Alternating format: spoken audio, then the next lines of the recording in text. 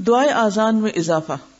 مسنون دعائے آذان میں بعض لوگوں نے چند الفاظ بڑھا رکھے ہیں اور وہ الفاظ مروجہ کتب نماز میں بھی موجود ہیں. دعائے مسنونہ کے جملہ والفضیلہ کے بعد والدرجۃ الرفیعہ کی زیادتی کرتے ہیں اور آگے وعدتا ہوں کہ خالص دودھ میں ورزقنا شفاعتہ یوم القیامہ کا پانی ملا رکھا ہے. اور پھر اخیر میں مسنون دعا کے اندر یا ارحم الراحمین کی آمیزش ہے. افسوس کیا نبی صلی اللہ علیہ وسلم کی بتائی ہوئی دعا میں یہ خامی رہ گئی تھی جو بعد کے لوگوں نے اپنے اضافے سے پوری کی. مسلمانوں کو رسول اللہ صلی اللہ علیہ وسلم کے فرمان پاک میں کمی یا زیادتی کرنے کے تصور سے کانپ اٹھنا چاہیے. یعنی ہمارا کوئی مقام نہیں کہ ہم اپنی طرف سے اضافے کریں. نبی صلی اللہ علیہ وسلم نے رات کو باوضو ہو کر سونے سے پہلے پڑھنے کے لیے ایک دعا بتائی.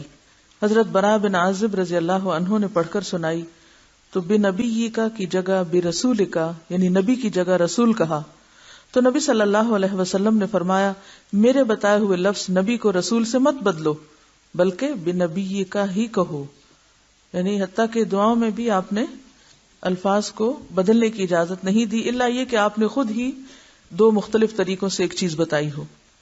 حضرت سعد بن ابی وقاص روایت کرتے ہیں کہ رسول اللہ صلی اللہ علیہ وسلم نے فرمایا جو شخص مؤذن کی اذان سن کر یہ دعا پڑھے تو اس کے گناہ بخش دیے جائیں گے.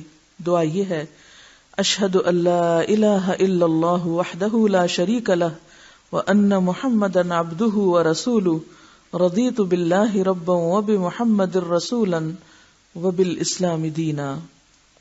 میں گواہی دیتا ہوں کہ اللہ کے سوا کوئی سچا معبود نہیں، وہ ایک ہے، اس کا کوئی شریک نہیں، اور حقیقت میں محمد صلی اللہ علیہ وسلم اس کے بندے اور رسول ہیں.